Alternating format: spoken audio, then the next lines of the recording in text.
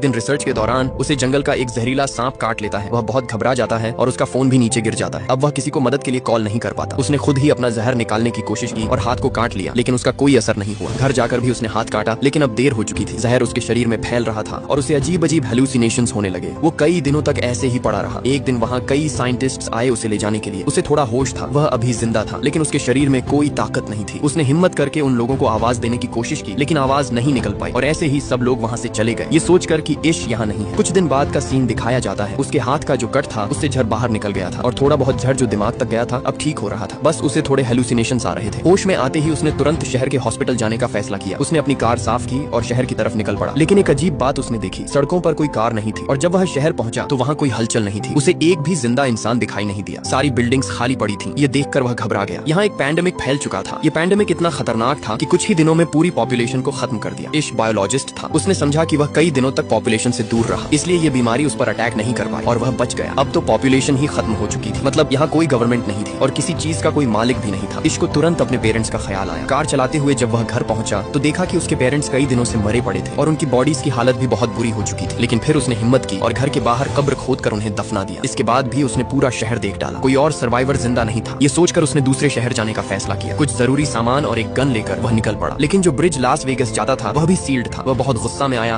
और लंबा रास्ता लिया। जैसे ही वह लास वेगस पहुंचा देखा कि यहाँ भी सब लोग मर चुके थे। मॉल्स, बड़े होटल्स, कैसीनोस सब खाली पड़े थे। थककर वह एक होटल में चला गया। उसने वहाँ रात बिताई और महंगी चीजों का मजा लिया, क्योंकि अब सब चीजें उसके लिए फ्री थी। उसे उम्मीद ही नहीं थी कि अब कोई मिलेगा। लेकिन अगली रात उसे दो लोग मिले। ये दोनों भी बीमारी से बच गए थे। लड़की ने अपनी दुख भरी कहानी सुनाई कि उसने अपने परिवार को वीडियो कॉल पर मरते देखा था और अब उसके लिए जीने की कोई उम्मीद नहीं बची। वो आदमी भी मरना चाहता था, क्योंकि इतनी अकेली दुनिया में जीना उसके लिए नामुमकिन था। उस रात ये लोग भी इश्क के साथ रुक गए, लेकिन सुबह होते ही उन लोगों की नीयत इश्क को खतरनाक लगी। उस आदमी के पास गन थी और वो चाहता था कि तीनों की मौत आसान हो जाए, लेकिन इश्क जीना चाहता था। इसलिए वो उठकर वहाँ से बाहर निकल गया और उसके पीछे उसे गोलियों की आवाज सुनाई दी। मतलब उन्होंने खुदकुशी कर ली थी। ये हादसा उसे और ज्यादा तोड़ गया। अब उसे साफ लग रहा था कि वो दुनिया में अकेला रह गया है। तेज कार चलाते हुए वो घर लौट आया। रास्ते में एक डॉग उसकी कार के सामने आ गया। वो डॉग भी बिल्कुल अकेला था जैसे इश। इश ने उसे अपना बना लिया और उसे जीने की नई उम्मीद मिल गई। इश ने अपनी जिंदगी नए तरीके से शुरू की। सर्वाइवल बुक्स पढ़ने लगा। खाने पीने की कोई कमी नहीं थी। कमाने की अब जरूरत नहीं थी। हर दिन काम करता और टाउन में घूमता इस उम्मीद में कि शायद कोई सर्वाइवर मिल जाए, लेकिन हर दिन मायूस होकर लौट आता। एक दिन जब वो अपने डॉग के साथ खिड़की पर खड़ा चाय पी रहा था, अचानक उसका डॉग भौंकने लगा। उसे एहसास हुआ कि वहाँ कोई इंसान है। दूर एक घर से स्मोक निकल रहा था, मतलब वहाँ कोई इंसान हो सकता है। वो तुरंत कार निकालकर उस घर की तरफ गया जहाँ स्मोक था। खुशकिस्मती से वहाँ एक लड़की थी। उसे देखकर वो लड़की डर गई, लेकिन इश ने उसे यकीन दिलाया कि वो उसे नुकसान पहुँचाने नहीं आया। वो भी अकेला इंसान है और किसी दूसरे सर्वाइवर को ढूंढ रहा है। ये सुनकर लड़की ने उसे अपने घर आने की इजाजत दी। लड़की का नाम एमा था। बातचीत से हमें पता चलता है कि पेंडेमिक को लगभग 1 साल हो चुका है। एमा और इश ने पूरे साल में अपने अलावा कोई सर्वाइवर नहीं देखा। उन्हें बहुत खुशी थी कि